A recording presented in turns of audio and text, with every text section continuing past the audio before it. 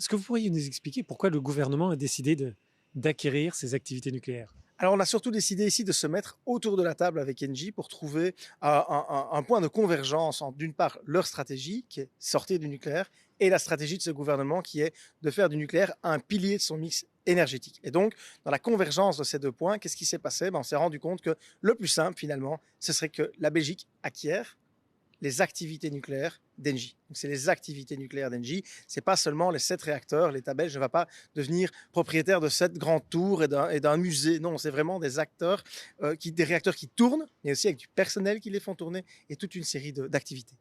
Vous utilisez le verbe acquérir. On- Ça ressemble à une nationalisation qui dit pas son nom.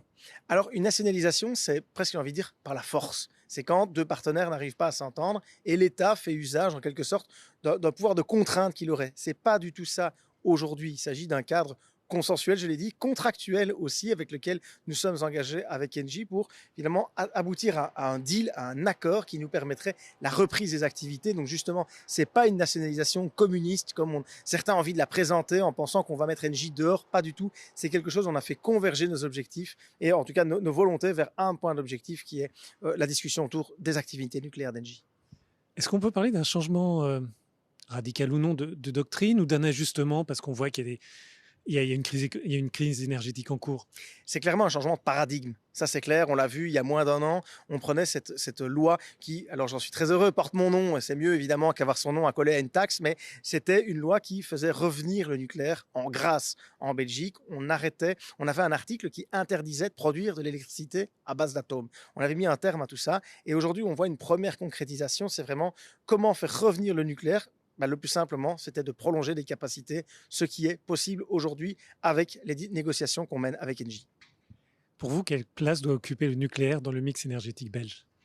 Pilier. C'est un pilier comme le renouvelable. Moi, je ne suis pas un pour et contre l'autre ou pour un et contre l'autre. Non, on a justement une stratégie, c'est et un et l'autre, parce qu'on a besoin de sources d'énergie décarbonées sur le territoire européen et singulièrement sur le territoire belge. Et en Belgique, on ne produit rien si ce n'est de l'électricité. Et donc, l'objectif, c'est évidemment de renforcer notre autonomie stratégique en renforçant nos capacités de production d'énergie décarbonée. Alors vous êtes au début du processus, vous avez un calendrier, vous vous donnez un calendrier? Mais il y a une première clause de rendez-vous, comme on dit en quelque sorte, c'est fin d'année octobre, où on doit avoir vraiment le résultat de ces due diligence techniques, juridiques et financières, 1er octobre, où là on fera un premier bilan de ces examens, de voir quelles sont les obligations juridiques qui entourent les activités nucléaires d'Engie, quels sont aussi les obstacles ou les opportunités techniques, et puis évidemment il y a le volet financier. Pourquoi est-ce qu'on fait ça? Parce qu'on ne voulait pas s'engager a priori à reprendre quelque chose sans savoir réellement ce qu'il y avait en dessous. Comme je disais, on n'achète pas un chat dans un sac. Et donc, c'est vraiment ça qu'on fait aujourd'hui. C'est un examen approfondi, concret et fouillé de la situation des actifs nucléaires d'Engie pour vraiment savoir à quoi on s'engage.